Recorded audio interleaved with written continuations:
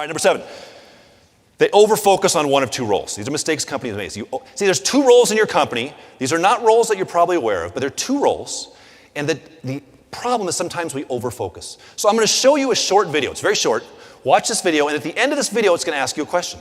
This is going to help you determine which of these 2 roles you must naturally fit into. So you ready? It's going to start quickly.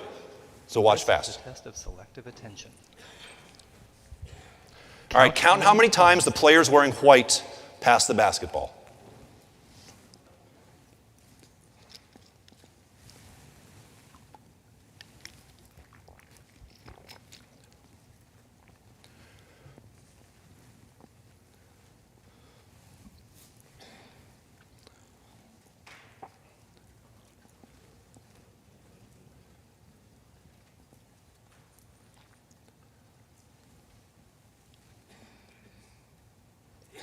Okay, how many? 17?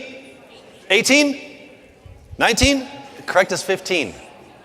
But did you see the gorilla? Oh.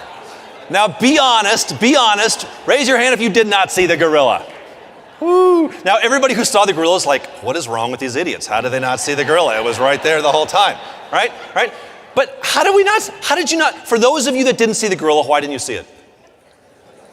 You were counting passes. Your job was to count passes. And if you got 15 passes, good job. And for those of you that saw the gorilla, you're like, stupid people, I saw the gorilla. If I said, oh, good job, how many passes did you count? And you're like, 3. That's not good either, right?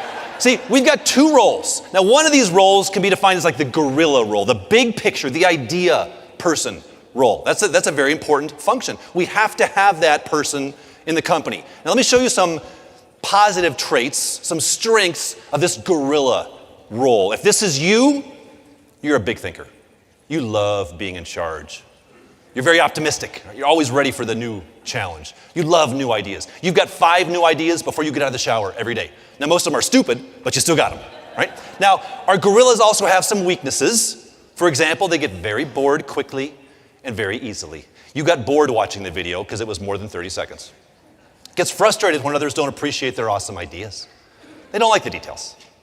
And it can be very impatient with others. Who are my gorillas? Let me see your hands. Yeah, the hands shoot up. You're like, yeah, that's me, baby.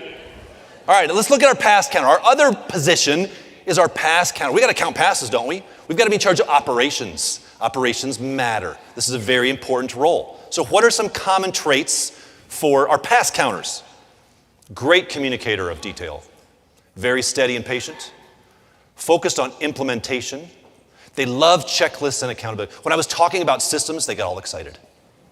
Great follow through. These people are wonderful at this. But you're not perfect either, because you've got some areas of weakness. For example, accusations of pessimism, over-focused on details, unrealistic expectations of others, cautious to change.